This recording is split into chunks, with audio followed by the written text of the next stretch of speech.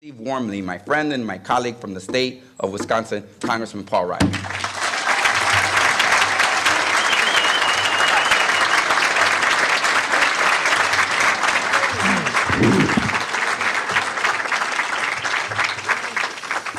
Hey, thank you, Luis. Back at you. Yeah, Luis, like where I come from, he gets his Irish up every now and then. Can you tell? You know, as a Republican here at the City Club, I kind of feel like one of those rare exhibits at the Art Institute. But in addition to my cousin John being here, who's a Chicago resident, we've got our state Senate Republican leader, Christine Rodano here, and we've got Tom Cross, our House Republican leader. It's great to see you two. Thanks for being here. We also got Pat Brady, the state Republican chair here as well. So we have high hopes for the three of them. Will you all join us in helping further their cause, right? Look, this is my first time here at the City Club. It's not my first time here at Maggiano's, though. It's a great restaurant.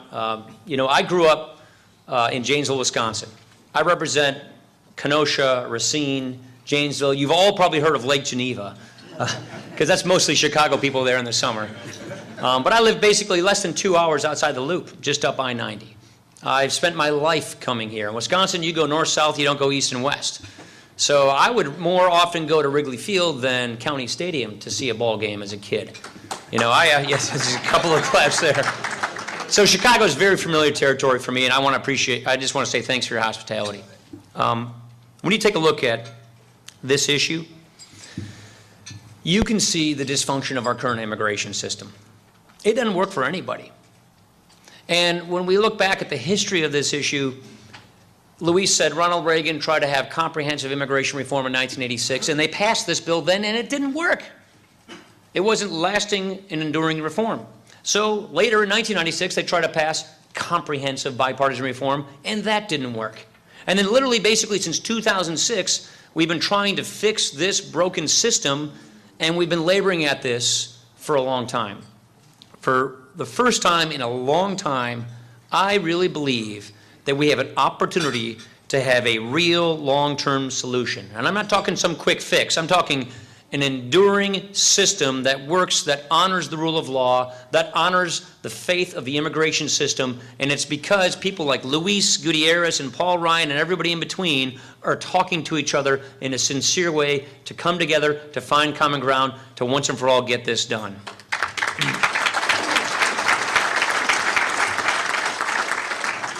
We see this as important for national security. We see this as important for our economic security. It's important for our economy. But it's more than just that. We talked about this just at the last event. When you think about America, it's not just a country. America's an idea. And it's an idea that people from all over the world aspire to achieve. Your rights, they come from nature, and nature's God, according to the Declaration of Independence. Each and every one of us are unique, we're sovereign, we have inalienable rights. And so countless millions of people from around the world came in search of this idea, the chance that you can better yourself. Look, my name is Ryan, and I'm not related to the Ryans down here in Chicago, except for my cousin John here. And a friend of mine, an Irish buddy of mine, sent me this, this sign, which was posted on all the ships, bringing the Irish immigrants here during the potato famines. My family came from Kilkenny, you know, during the potato famine. Poor Irish peasants came to America, worked the railroads until they had enough money to buy a farm. They ended up in southern Wisconsin. It was summer. They looked around. They thought it looked like Ireland. And then came winter. And they said, oh, crap. Well, they already bought the farm. They've had to make a go of it, and our family's been there ever since. You know, we were in the earth-moving business for most of our lives. Most of my cousins run that now. And here's the sign that my ancestors read on embarking upon the ship to come over to America. It says, advice to Irish immigrants. In the United States, labor is there the first condition of life, and industry is the lot of all men. Wealth is not idealized, but there is no degradation connected with labor. On the contrary, it is honorable and held in general estimation. In the remote parts of America, an industrious youth may follow any occupation without being looked down upon or sustain loss of character. And he may rationally expect to raise himself in the world by his labor. In America, a man's success must altogether rest with himself. It will depend on his industry, sobriety, diligence, and virtue. And if he do not succeed, in 9 cases out of 10, the cause of failure is found to be in the deficiencies of his own character. The advice to Irish immigrants who came over during that wave of immigration. How telling is that? We'd use slightly different words today, but it encapsulates the idea that we have the right to rise in this country.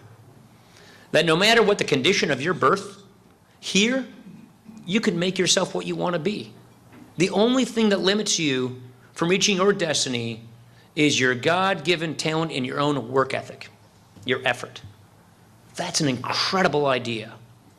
And it is that incredible idea that made us the best, most prosperous, flourishing country in the world. There is no other economic system, no other immigration system that has done more to lift people out of poverty than the American free enterprise system and the American immigration system that we have here. That's what makes us proud. So the question is, what do we do to restore this? What do we do to regenerate this? We've had plenty of waves of immigration that have always been met with resistance in the past. The Irish wave is just but one of them. Each wave is met with some ignorance, is met with some resistance. But if we have a system that adheres to the rule of law, if we have a system that we all have faith and confidence in, then it's a system that we can regenerate ourselves, that we can help our economy. If it's a system that says, in this country, if you work hard and play by the rules, you can get ahead. That is, after all, basically what the American idea is.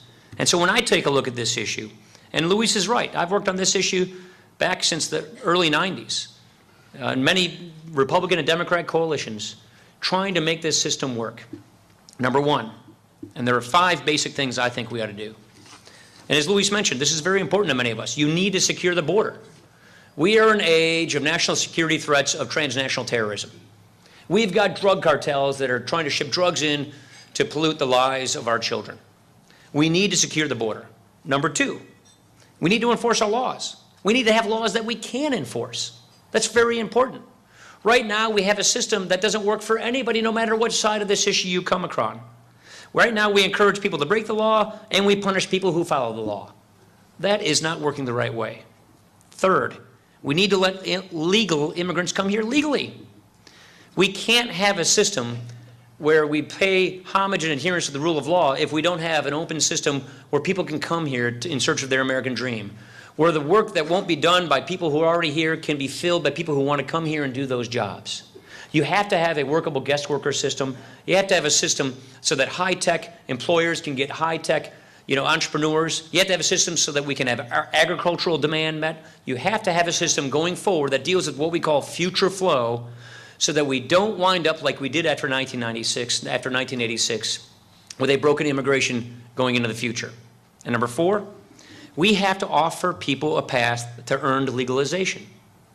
We have to invite people to come out of the shadows. We have to have a system that people have confidence in. It's a system whereby people who have been contributing here can write their record, can get themselves right with the law.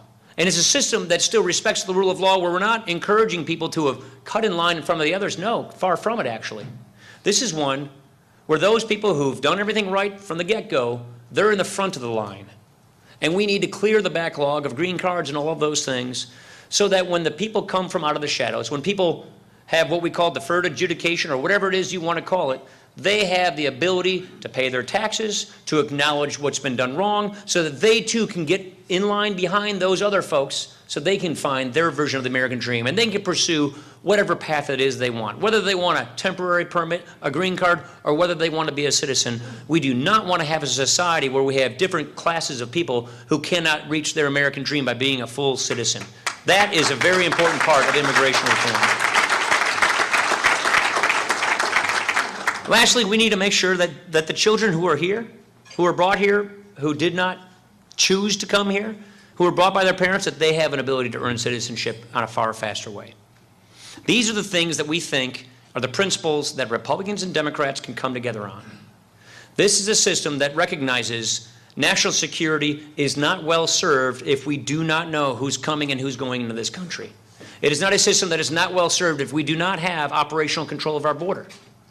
It's also important for our economy to make sure that workers can meet with the jobs that don't have workers yet. That's really important. And so if we get this right, we'll have a system that pays respect to people who self-select to get up and leave the country from where they were to come in pursuit of a better life for themselves and their children. That is exactly what countless generations have done to make this country great. Now, when you take a look at what will be accomplished if we actually achieve this bipartisan reform, which I really think we are the farthest down the path ever since I've been looking at this issue, and I've been in Congress for 15 years. Luis has been there even longer. It will help our economy. This will benefit America's economy. A couple of things. We have other countries that have demographic problems, not unlike ours. For all of those of you who had kids in the 50s and 60s, you did a great job. You had a lot of them. But we haven't had as many since then. The baby boomers are retiring. In fact, 10,000 people are retiring each and every day in this country. And we do not have enough people following them into the workforce to keep our system going like it needs to. You know, I spend my time on budget and economics and demographics. Let me put it this way. We're going from 40 million seniors to about 80 million seniors within one generation. We have a 100% increase in the retirement population this generation, but only a 17% increase in the working population of this generation who pay the taxes to pay for that retirement generation. We need people to come and do work in this country so that we can keep this country's promise alive. Now, when you take a look at the contributions that immigrants make, a quarter of all the businesses created in 2011 were created by immigrants. Businesses from immigrants generate about $775 billion in annual tax revenues. One study shows us that if we actually get our labor market met, if we actually have the kind of immigration we need to sustain a healthy and strong American economy, we'll raise per capita income by $1,700 per family. When you take a look at the fact that America in the 20th century was the envy of the world economy, when you take a look at the fact that because of the creativity, the hard work, and the entrepreneurship of our people, of our workers, you've got a lot of other countries that are looking and they're trying to catch up with us. In fact, it's a lot more competitive in the 21st century than it was in the 20th century. We can't rest on our laurels. We can't look back and just take our future success for granted. We need to make sure that we have an economy that is wired for the 21st century economy. And that means we need to keep the best and the brightest here in America. That means hardworking people who want to contribute, work hard, get ahead, play by the rules, and rise. That helps everybody in this country. That is what immigration is. We need to make sure that for the 21st century, we are wired so that we can compete and survive and thrive in the 21st century just like we did in the 20th century. So when you take a look at what we're doing here, we need to make sure that we have laws we can understand. We need to make sure that we have laws that we can enforce. And we need to make sure that when we look back at this moment, we pay tribute to our country's heritage. That this is a country where you can improve the lot of your life, and the condition of your birth does not determine how the outcome of your life is. And the only thing that limits you from reaching your potential is your own effort, your own destiny, your own work. That's what makes us unique. That's what makes us special. That human potential gives us the kind of creativity and the kind of economic growth we need. And this is one of those unique issues. We're a Democrat and a Republican, and there are plenty others in Congress, see that this is important for the vitality of our economy. It's important to modernize our laws so that we can maintain national security. And if we meet this moment, all the faith in divided government, I'm joking here, but there is no faith in our divided government. We haven't gotten anything done of record, of seriousness in a long time. That's an uncertainty tax that I think is plaguing this economy. Those guys in Washington can't get anything right. They never get anything done. This would be an opportunity to prove them wrong. This would be an opportunity to prove that in this country, divided government can actually work and make a difference. So thank you very much for having us today, and I appreciate it, and I look forward to your questions.